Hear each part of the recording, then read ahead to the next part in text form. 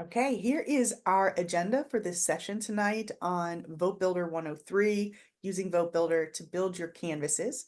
I'm going to go through a super quick canvassing refresher, talk about creating a list to canvas, go through cutting turf, and then show how to get your list from Votebuilder to miniVAN. And then at the end of your canvases, it's super important to remember to commit your data. So I'll walk through that process as well, and then end with some additional resources.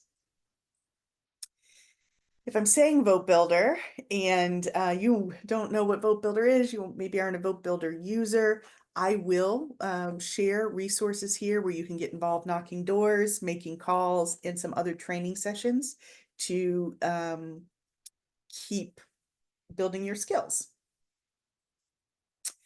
I see the private message here. So if I send out the post-training email and you don't get it, then I might not have your right email address. So I'm going to put my email right here in the chat. It's very difficult for me to take action items from this chat. So send me an email, please, if you need materials that I have not yet shared with you or that you didn't get for some reason.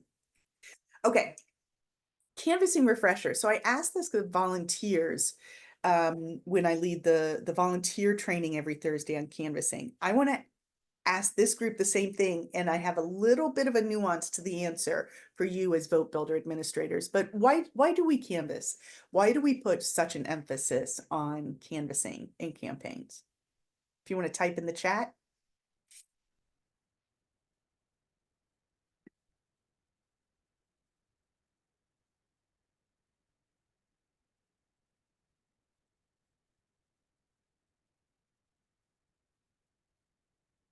Getting our message out to more voters. Most impact per effort. Yeah, it's proven to work, making those personal contacts. To contact voters and clean up the data. I like it. I like it. So I have data cleanup right here on this slide, the last bullet point, and the idea that canvassing is the most effective method we have to talk to voters. What I want to add here as the nuance is I've got three sub bullet points here. There are really three types of canvases as I think about it. Identifying supporters. So is somebody a strong Dem, lean Dem, undecided, lean Republican, strong Republican? To persuade. So this is really talking to undecided or swing voters, connecting our candidates to the values that are important to us, so that we can demonstrate why Democratic candidates and principles are aligned with our values and why people should vote for our candidates. The third one is really about getting out the vote. So as we have identified supporters, we've persuaded people that they should support our candidates. When we get closer to the time when people are voting, we want to make sure we turn out those supporters that we've identified.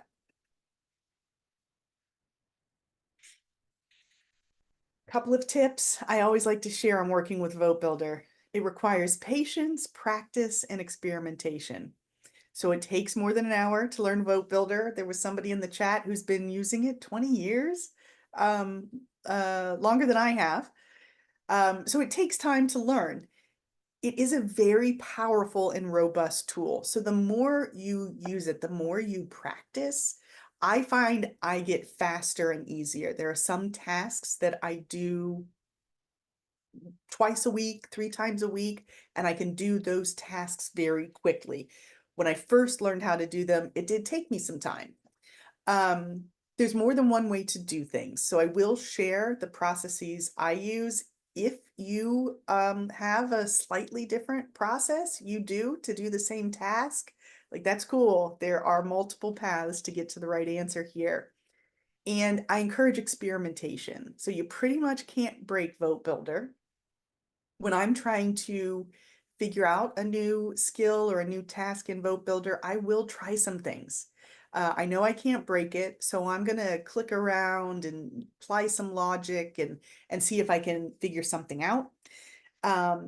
but I don't want you to bang your head against the wall too long. If you're hitting a speed bump, reach out. At the end, I'll share my email address. I did put it in the chat, and also my office hours, where I am happy to have people come with a vote builder question. So happy to help if you've hit a roadblock.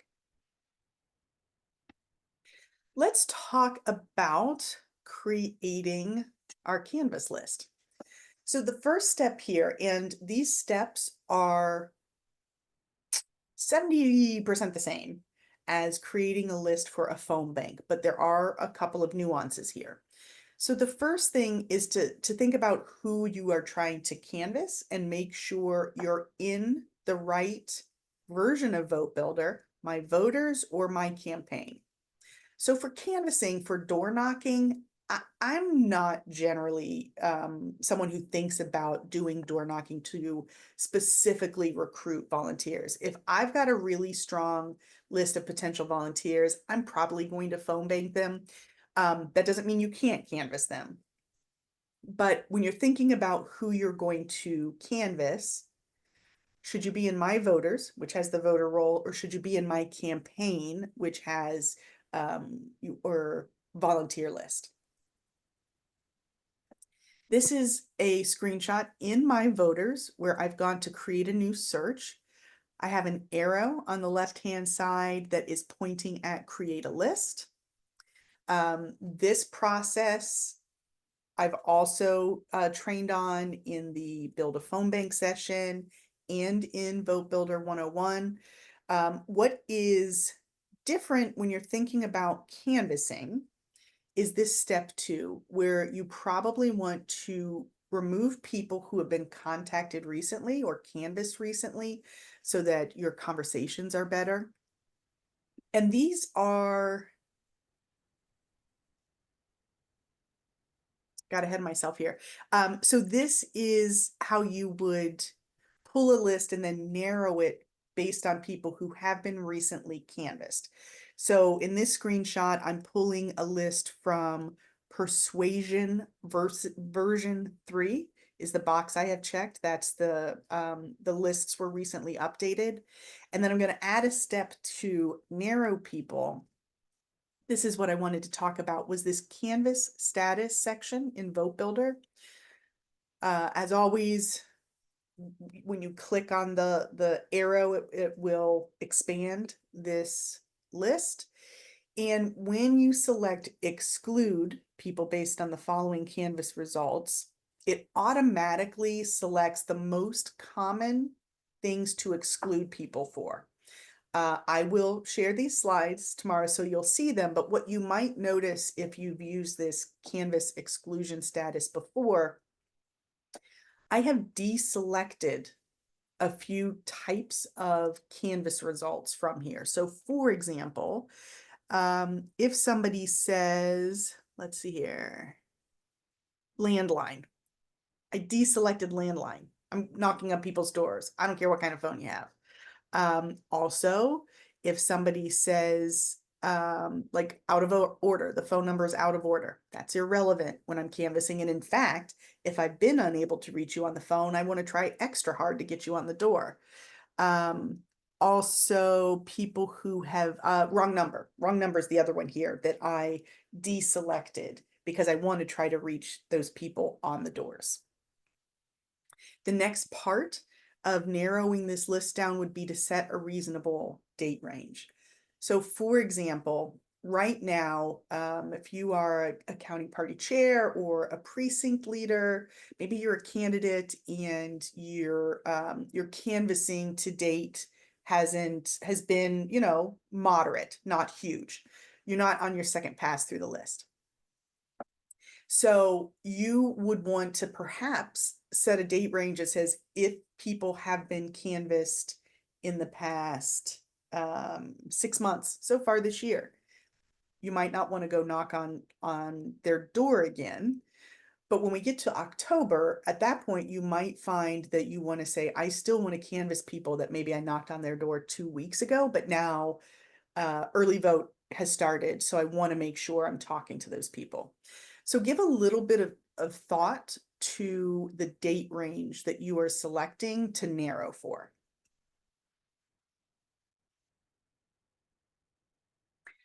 Good question, Claire. If someone's door has been knocked and they didn't answer, it's going to say not home.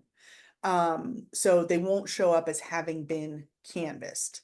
I'm going to make a note because if we have time to do a screen share, I want to experiment and see if you put lit drop. So I don't know if you were lit dropping, but if we have time, I'll do a screen share and try to figure that out. Okay, so you've pulled the list. My voters, people in the voter roll, my campaigns are your volunteers. We narrowed it. So it's, we thought about the time range and we are excluding people who we've spoken to recently, or I don't know, they've been marked in the past that they've got like a vicious dog. We'll take them off the list too. So now we have our contact list. Once you've created a list and you feel good about it, save the list. So I've got an arrow here pointing at save list as on the screen. And there are two different methods that you can save lists. And this is the same information I think I've shared in Votebuilder 101 and in the phone bank, building a phone bank session.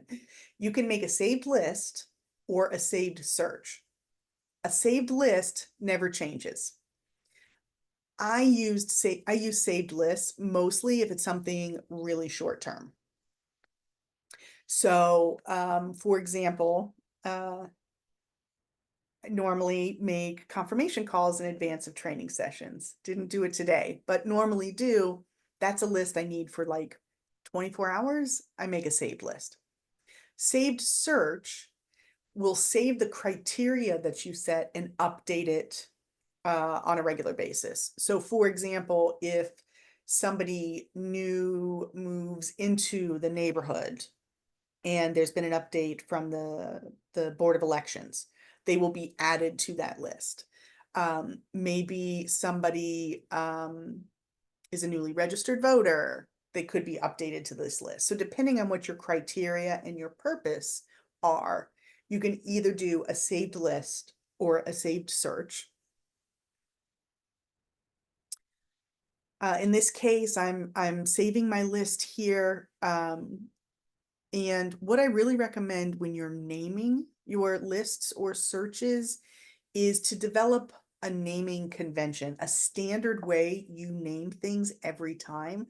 So you remember what it is, and other people, either in your county party, on your campaign, on your team, they also can tell what the list is. So my naming convention that I use is I use year, geography, and purpose.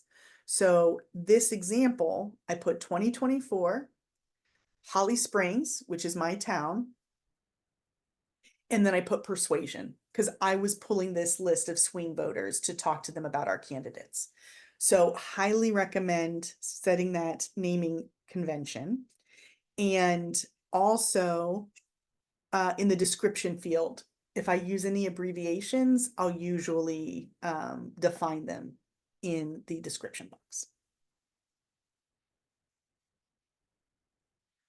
So that was how to build your list. Next, I'm going to talk about cutting turf. But before I do, I want to pause and see if anyone has any questions. If you want to type in the chat, come off mute. I see Claire answering a question in the chat. Thank you, Claire.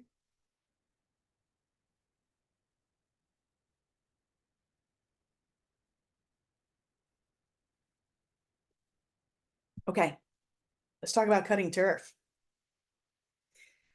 We've created our list, and now we need to divvy up those doors to the volunteers who are going to knock on the doors. So cutting turf is the jargon. It's the term that we use for that process. So it's the process of dividing a list of doors into map regions for canvassing.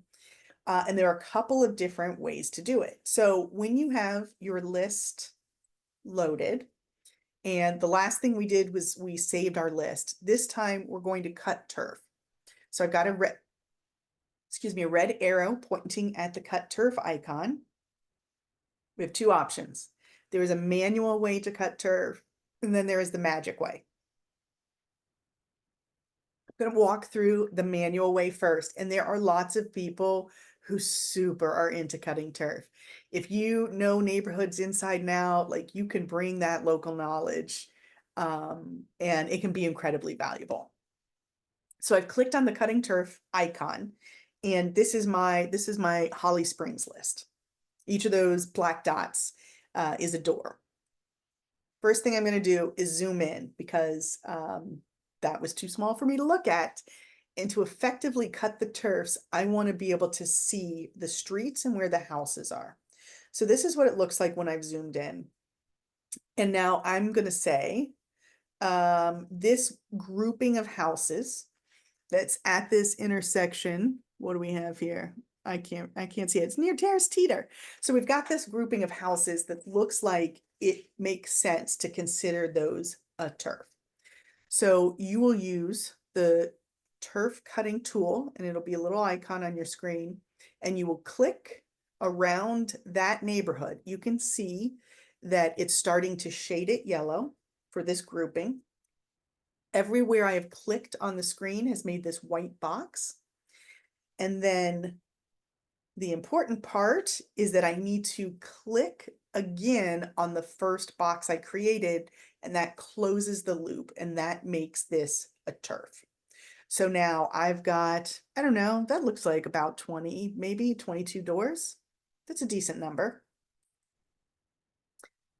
You can also then drag any of those white boxes to include or exclude houses from this turf.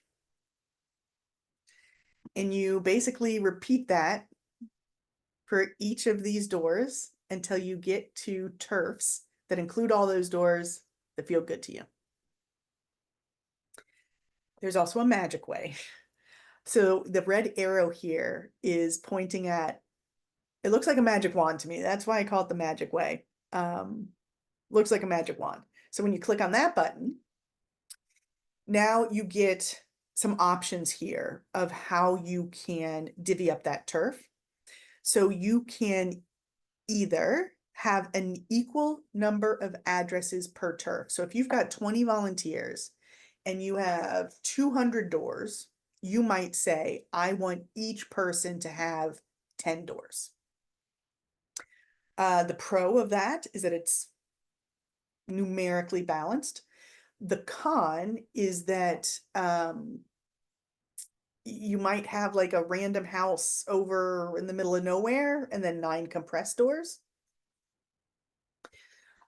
You can also, then the second option here is to group addresses close to each other. So it will grab however many fit in a nice kind of turf.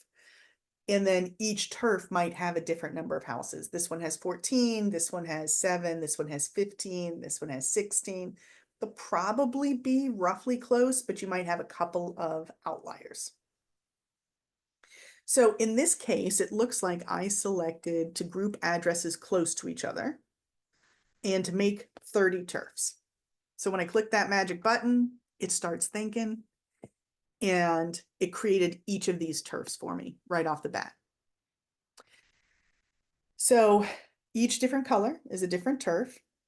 What you can see on the legend on the right-hand side, turf number 1, these turfs are way too big in this example. Sorry about that. So turf number 1 looks like it has 137 people at 126 doors. I do like to have about 30 to 40 doors. So this example I made too big, but and then you can see turf number 6 has one door. It's some kind of outlier.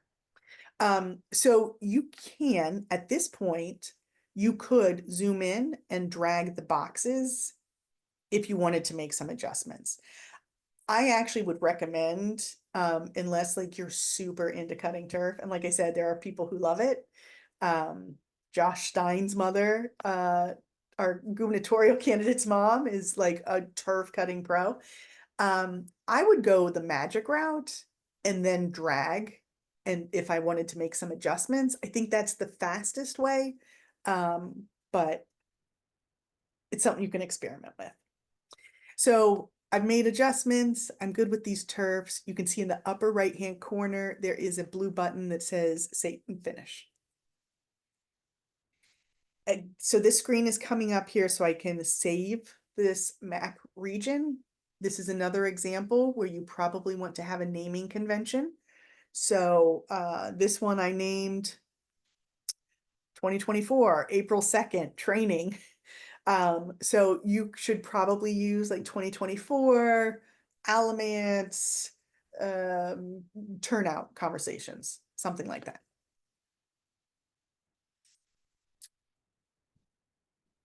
Jan, I see your question. Give me a minute and let me come back to it because I don't think I'm gonna have yeah, let me come back to that. Okay. I want to walk through how to now get this turf to miniVAN, which is the best way to get your Canvas list to volunteers so they can knock on the doors. And I think I'll have time for a screen share and to do a demonstration. So let me walk through this though. miniVAN is of course our mobile canvassing app. It allows us to go paperless. So instead of printing a whole bunch of pieces of paper and having a clipboard and a pen and volunteers check the answers, and then somebody has to do data entry into the system. miniVAN eliminates that need. So we get faster, better, more accurate data on a regular basis. This is the process for prepping your turfs for miniVAN. Jenny, I see your question. I'm going to get back to that too. Give me a minute. So I have now gone in miniVAN to the My Turfs section. I've clicked the box next to the turf maps I just made. You can see 2024 April 2nd training. And then I'm going to click on generate list number from that drop-down menu. There are a couple of data fields here to indicate or fill out. So the report format is always going to be North Carolina generic walk report format. The script can be whatever script you are using. We are generally using this script I have listed here, 24 Project 100 issue script. Contacted how, if you're putting it in miniVAN, will always be walk. I'm giving it a title, again, using the standard naming convention that I use. miniVAN campaign, I selected Project 100. And now I'm going to generate my list numbers. So if you've canvassed, you know, or if you've attended the Canvas training, I tell volunteers when you show up to Canvas, your host will give you your list number. These are the list numbers. So I have selected to generate list numbers, and they are on the screen. It's too small for you to see, but they are on the screen. The next step is to print for miniVAN. You will get a pop-up on the screen that says your PDF of turf packets is being prepared. And then in the upper right-hand corner where your name is, you can see I've got this alert here. When that PDF is ready, it's going to give you that alert. So if you don't have any alerts yet, it'll say 1 and it'll be in red. That tells me when my PDF is ready. Depending on how big your list is, it might take a couple minutes. This is how I recommend you print out your turf packets. So this spreadsheet has all the list numbers on the left-hand side, along with the corresponding turf number. It indicates how many doors there are for each of these lists and how many people at the door. And then it gives you room so that you can sign out these turfs to your volunteers. So put the canvasser's name and phone number. If you are hosting an event, or perhaps if you're a county party chair, maybe you have a list like this at the front desk so people can pop in and get a Canvas list. Either way, I recommend you write down when the canvasser took the list out, so that you can keep track of when they check in and tell you that they're done. So if you're hosting a Canvas and you've got 20 people, I coach volunteers to return to the Canvas launch location, the start point, to check back in when they're done. As a Canvas host, your job is a little bit to make sure they're safe and sound. Did they get lost? Did they have any issues? Did they knock the doors? So if you see someone checked out 2-3 hours ago and you haven't heard from them in a while, that will let you know that, like, I should probably call them on this phone number they gave me. So if you're hosting a Canvas, this is what I recommend you print out and have with you. Depending on the size of your Canvas, maybe you print 2 or 3 copies of this and have it on clipboards, but every list number, you should check it out on this form with that information. The final step of this is what we call committing your data. So you've created your list, you've gone through all this effort, you put the information in miniVAN, your volunteers or staff or whoever went and knocked all those doors. I coach volunteers in the Canvas training to make sure they're syncing the data to the cloud. What happens is now you need to give that data a thumbs up and say, yes, save it into Votebuilder so everyone can see it. So the state party, we can see where it's been knocked, so that the coordinated campaign knows those doors have been knocked, and it helps us be more efficient, and it improves the quality of your lists next time around to make sure you captured the data from this round. Our organizers are expected to do this within 24 hours of a Canvas. I would encourage you to do it as quickly as you can. After 21 days, it's gone. This is the process for committing your data. So in kind of the middle of the screen, there's this canvassing menu. And I clicked on miniVAN, and then it dropped down to give me more options. And you can see the second option there is miniVAN commit. When you click on that, it brings up the screen that's on the right-hand side. I can see that, let's see, for this April 2nd, 2024 training turf demonstration I did, Brian Jones attempted 17 doors. When I click on Brian's name, I can see the list of all the doors he knocked on and what the result was. The reason I wanted to show you this example is because there's something amiss with it, and I wanted to point that out. What you can see here, if the screen is big enough, is that Brian marked that he canvassed all 7 of these doors at the exact same time. They all say April 2nd, 2024 at 2:38 p.m. The way Brian did that is he literally was just sitting in his chair marking that he had done it. This is a way to basically flag if something is wrong. If you have paid canvassers, I highly encourage you to give this a peek. Make sure that you're not seeing implausible data. If you see 2-3 doors marked at the same time, I want to have a conversation with that person and say, like, were you keeping notes on paper and then you updated miniVAN, or like what was going on? Because that's not what it should look like. So I wanted to show you that. Let's say Brian did this right, and this was just a demo. That's our data director. I asked him to mess it up.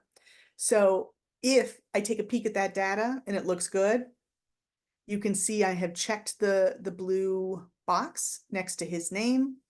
And then in the upper right-hand corner, there is a blue button that says commit. So you don't need to be digging through all of this data trying to find, is it all right?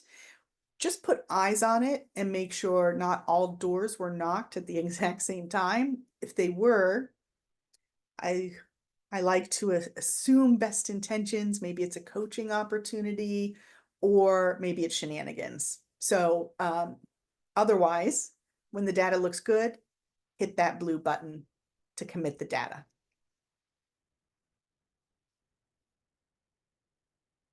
Okay, I have some